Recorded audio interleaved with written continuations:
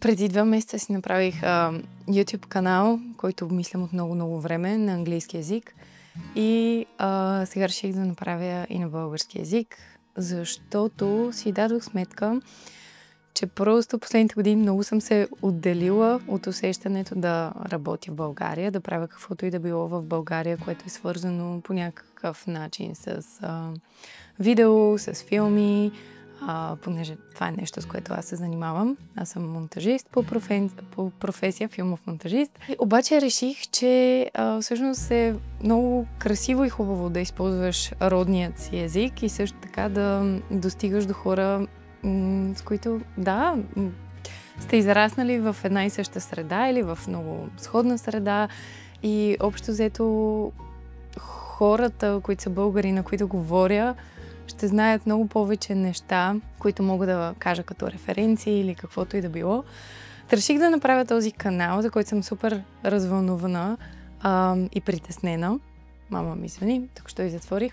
И с това първо видео искам всъщност да ви разкажа историята си и по-конкретно как се случи така, че днес съм където съм, работя това, което правя. Защото смятам, че тази история е наистина интересна, вдъхновяваща. Дори за мен самата, когато се случи така да я разкажа, и казвам, щом тези неща са ми се случили, всичко ще бъде наред, някакси всичко ще се нареди. Тази история има много аспекти в нея. Далеч не са само хубави неща. Голяма част от нея е дело на съдбата, бих казала, или на случайността. Но също така в нея може би прозира това, че човек наистина може да постигне много, ако просто си даде шанс. Не мисля, че понякога става въпрос за непременно някакъв талант или изключително огромни качества или супер много hard work. Понякога просто наистина въпрос е да си дадем шанс. И давам съвсем още малко предистория, но за мен едно от най-вдъхновяващите неща е да слушам хора, как ми споделят за мечтите си и всъщност заедно да търсим варианти, как могат те да се случат и как могат да се осъществят. И аз просто наистина силно вярвам в това, че хората имаме огромен потенциал и като индивиди, и като колектив. Просто понякога не си даваме шанс. И нека ви разкажа моята история. Аз накратко бях един много неуспешен ученик в гимназията. Просто ненавиждах училище. Все още, когато се връщам към тези спомени, те са изпълнени с неприязън. Имах много готни учители. Имах няколко души, които просто ми спасиха живота в гимназията. Също така най-добрите ми приятелки. И слава Богу, някакси оцелях и след гимназията си казах, аз нищо не искам повече да уча. Просто няма сила на света, която да ме накара да влезна в образователна система. И така си взе gap year, но нищо не правих в този gap year. Просто си седях вкъщи и честно казвам умирах от скука. И слава Богу, един семейен приятел ме убеди, че трябва да запиша нещо да уча. И аз започнах да гледам университети, специалности в София. Минах през всякакви глупости, в смисъл, те не са глупости, просто нямах никаква представа. Минах през дърворезба, езици от Юго-Източна Азия. В крайна сметка, някак си се ориентирах и според мен много правилно, че е важно да подбера университет на първо място. Избрах нов български, защото просто е по-свободен университет с по-западна програма, по-западно мислене, което на мен много ми харесваше. Аз не харесвам нашата българска образователна система. Не съм убедена, че бих се чувствала добре в университет като УНСС или като Софийски, макар че нямам никакъв опит от там, но реших, че ще уча в нов български. И си търсих специалност, която просто да ми звучи интересна. Аз съм творчески човек, артистичен, не исках нещо, което да звучи сухо.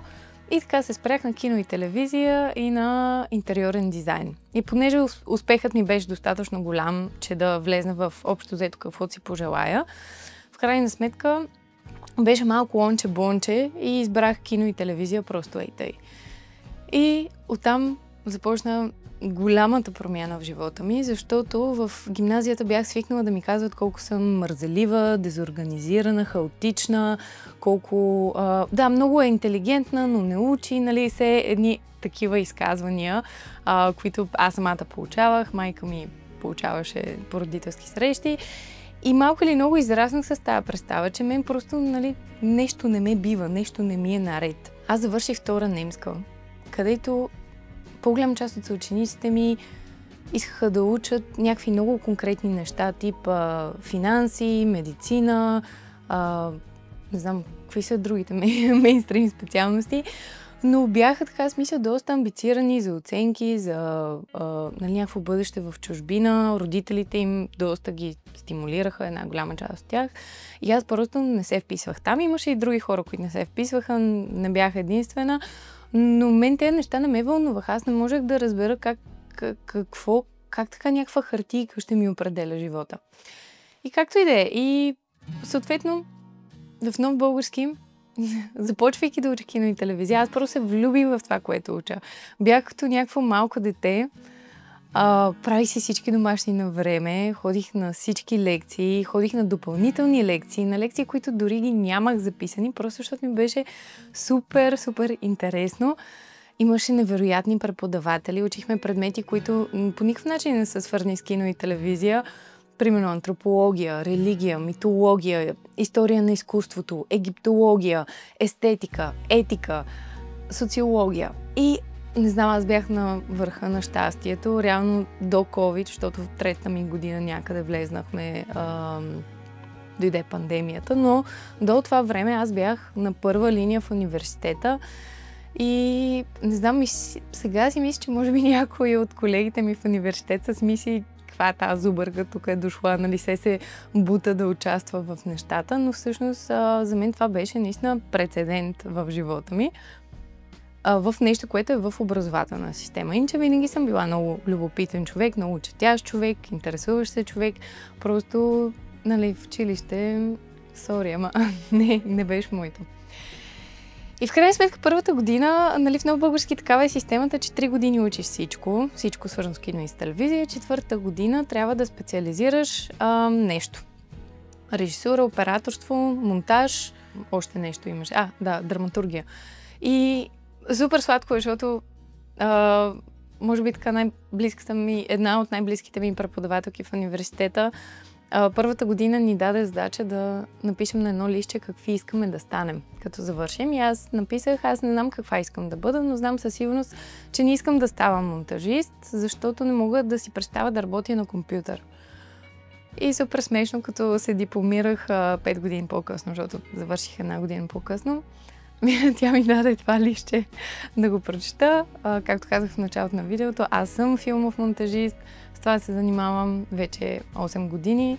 И как се стигна до там? Нали? Понякога живота ти дава точно това, което най-малко очакваш. През първата година ни даваха някакви задачи да снимаме и после трябваше тези неща да се монтират. И аз от позицията си на първокурсник бях, как така ще давам на някой друг да ми монтира нещата? И седнах и почнах да се уча сама вкъщи с YouTube туториали на тези програми. Премиера беше тогава. Това, което учих.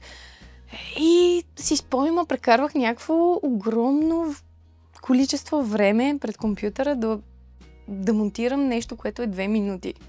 Примерно 3 дни, ама от сутрин до вечер. И в крайна сметка, нали, понаучих някакви неща.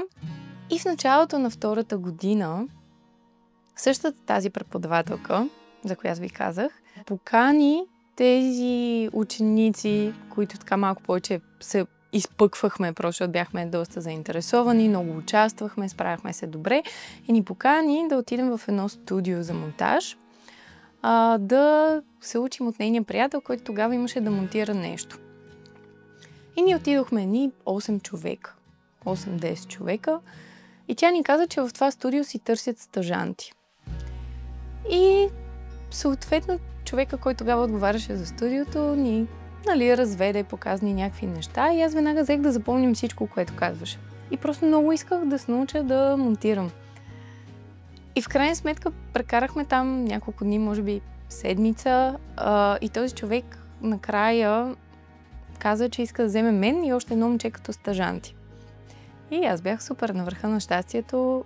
Като стажанти, не си представите стажанти за монтаж, стажанти да пишем графика на бялата стена и да гледаме епизода. Тогава се монтираше фермата в това студио. Да гледаме епизода преди да се излъчи, дали има някакви грешки в него. Съответно, аз знаех каква ми е целта. Въпросното момче, той се занимаваше тогава пък с други неща, той е невероятен оператор и режисьор сега.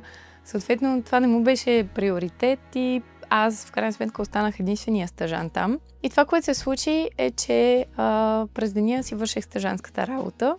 Отивах на университет, отивах да върша стажантската работа и през нощта оставах с нощната смяна цяла нощ да уча да монтирам реалити предаване и да уча въпросния софтуер, който се казва Avid, който е така доста по-сложен от по-така познатите софтуери за монтаж. И след месец и половина си поисках да ми платят за първата част от епизод, която монтирах сама, която я монтирах много добре. През цялото това време, докато се учих да монтирам, пращах някакви неща на въпросния ми тогавашен шеф, на режисьора на предаването, за да могат да видят докъде съм стигнала, какво съм научила. И общо взето от следващия сезон, когато в това студио се монтираше MasterChef, вече получих първата си така работа в рамките на 5 месеца.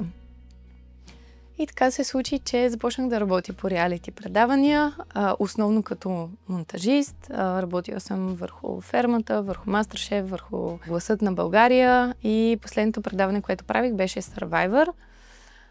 Преди, сега ще ви излъжа колко, 4 години, може би, където спечели Зоран, който гледа реалитита. Аз самата не гледам реалитита, никога не съм гледала реалитита. Когато почнах да ги правя още по-малко, исках да ги гледам за удоволствие, защото просто, да, смисъл ти идва малко до тук. Не е това нещо, от което съм се интересувала, когато и да било в живота ми. Откъм съдържание, мисля, че по-готините реалитита, които съм правила с Survivor и Гласът на България. MasterChef за мен е просто някакси по-скучно. Фермата, нивото на интрига минава моя трешхолд, макар че реално бях много добра в това да монтирам неща, така че да се създава, нали, тази емоция в зрителите, драматичните неща да са драматични на максимум. Монтирах много битки във фермата, където нали, там малко е като в индийски сериал, смисъл показваш, или поне преди така монтирахме, но примерно той удря с брадвата някаква цепеница и той я удря, го показва от 3 различни камери на забавен каданс, нали. Точно като индийски сериал, супер смешно. В крайна сметка на мен е много ми писна тази работа в един момент. На Survivor готиното беше, че бях първо редактор на терен, т.е. бях в Филипините, снимах с хората, правих интервюта и работих, нали, с оператори, с звукар на терен, за да снимаме предаването. И после бях режисьор по монтажа, един от 3 режисьори по монтажа. И това беше всъщност последното предаване в България, което съм правила. Следващата глава от живота ми, по някакъв начин до нея ме доведе, освен желанието ми да направя промяна. Вече от година-две сериозно си мислех за това да започна нещо като собствена дейност, че искам да работя или в чужбина, или с чуждестранни клиенти, да правя продукции, които са на по-високо ниво, с по-високо качество, тъй като индустрията в България е малка, тогава беше още по-малка. Струва ми се, че последните години има така доста развитие, но някак си не виждах много път в България. И смея да кажа, че може би ако не бяха и неща, които се случиха в личен план, които така доста да ме разтърсят, може би нямаше да направя тази стъпка толкова смело. Но това, което се случи, е, че точно когато завършвахме Survivor, монтажа на предаването, бях си направила регистрация в един уебсайт, който се казва Fiverr, за фриленсъри, и бях кандидатствала за Pro акаунт преди, примерно, 10 месеца по-рано. И точно когато завършваме Survivor, аз получавам, че съм одобрена за този Pro акаунт и започвам да го развивам.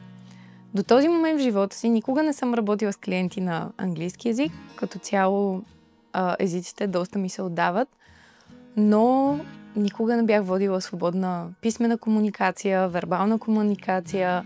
Нямах никаква представа как се изгражда профил.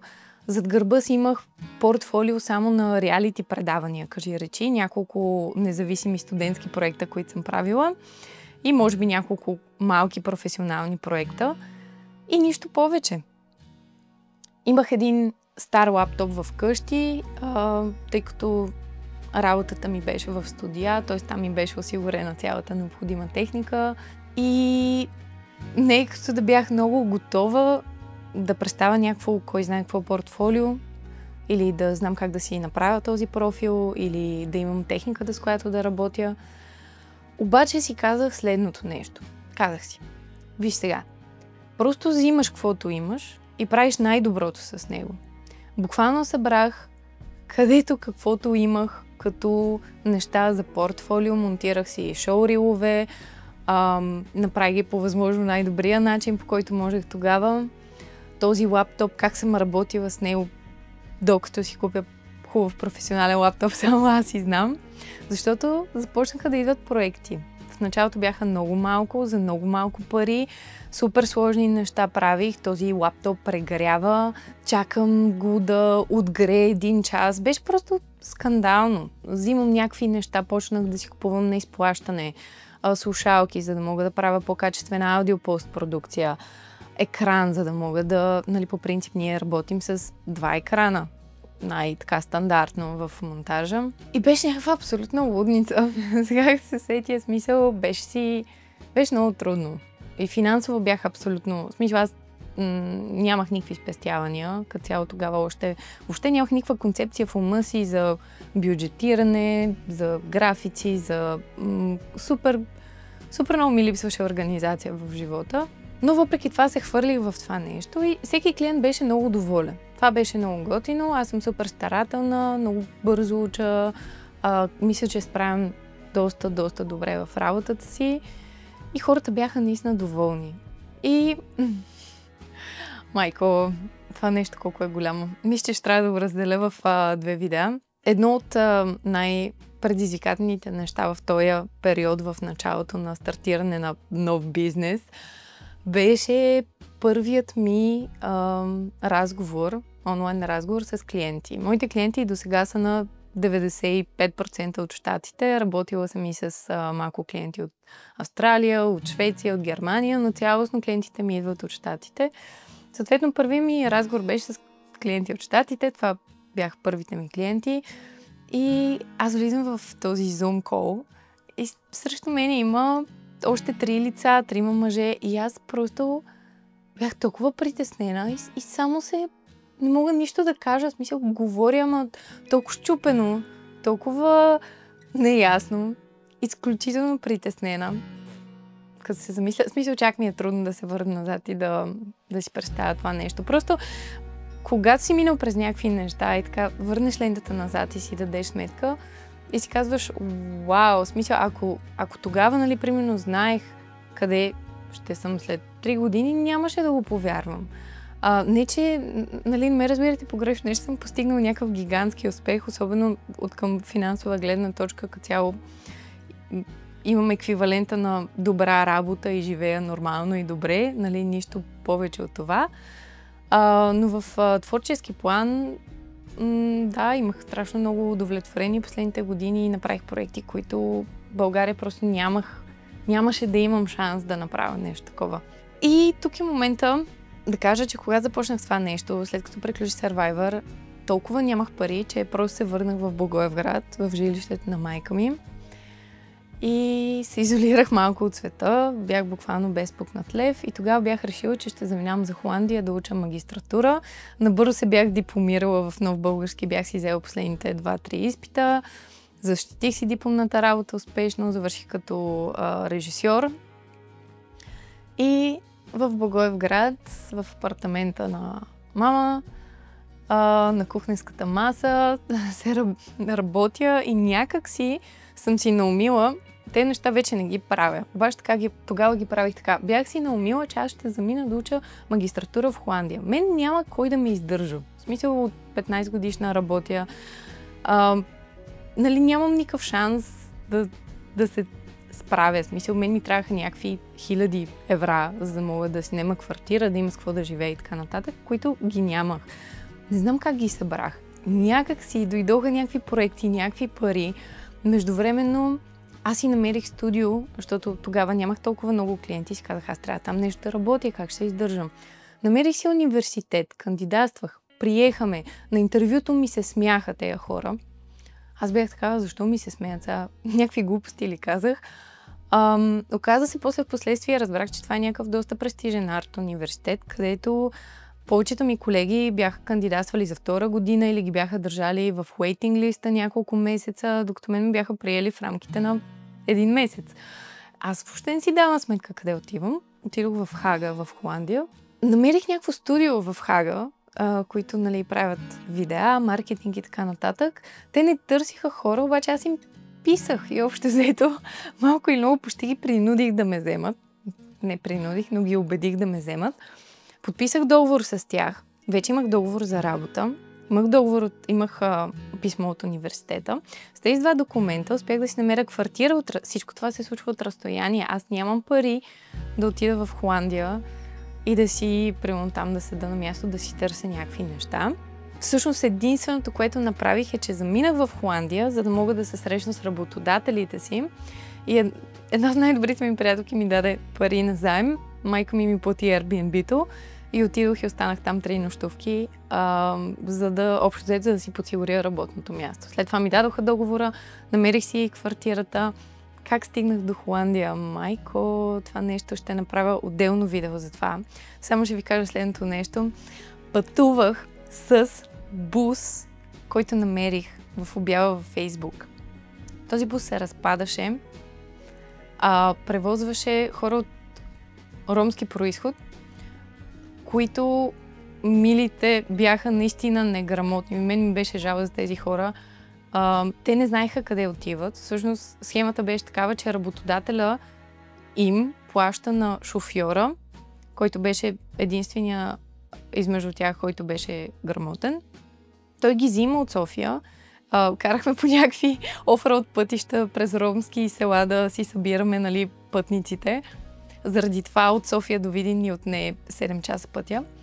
И всъщност този човек трябваше да ги закара някъде в Германия, където те не знаеха къде точно се намират, където хорицата отиват да работят, да мажат плочки, да работят по строителство. Някои от тях отиваха при семействата си. Имаше баби и дядовци, които отиват при по-младите си деца, които те бяха от по-така позитивните случаи, които наблюдавах. Децата им, които вече са се уредили в Германия, там живеят, дечицата им, маничките ходят на училище и всъщност бабата и дядото отиват там на гости да помагат. И тъй като не са грамотни, не могат да си хванат самолета и реално плащаха 150 евро, това е преди 3-4 години, за този бус, където щяхме си загубим живота многократно. Вместо да си вземат някакъв лоу-кост полет, просто защото нямат тая грамотност. Смисъл, доста ми се отвориха очите за някакви неща по време на това пътуване, но пътувах 52 часа от София до Холандия с кучето си, с работната си техника. Бях си купила голям монитор на изплащане, който също го бях взела със себе си. Защото, изхранването ми зависи от това нещо. Беше скандално, затова ще направя отделно видео. Имам даже някакви архивни материали запечатани от тогава. Защо го направих всичко това по този начин, по този нелеп начин, без никакви спестявания, абсолютни рискове, абсолютни безмислени разходи? Това ще обясна в следващото видео. Това, което ми се случи в Холандия, беше изключително ценно. Общо взето всички тези неща ги направих, за да отида, да разбера, че този университет и тази специалност не са за мен. Тази работа, която намерих там в онова студио, не е работата, която искам да върша. Тази държава не е държавата, в която бих искала да остана да живея. И въпреки, че там имах всички перспективи и възможности да ми се получат нещата, ако исках. Срещнах и готини хора, създадох си среда, създадох си приятелства, които имам и до днес. Аз осъзнах, че просто искам да се върна в България. И просто това нещо искам да ви кажа. Хора, след като аз съм направила всички тези глупости, буквално всичко е възможно, няма нужда човек да го прави по толкова глупав, безумен, непланиран, необмислен начин, но понякога, когато си в екзистенциална и емоционална криза в живота си, правиш такива неща, оцеляваш. Хубавото на този опит е наистина, че ми доказа, че всичко е възможно.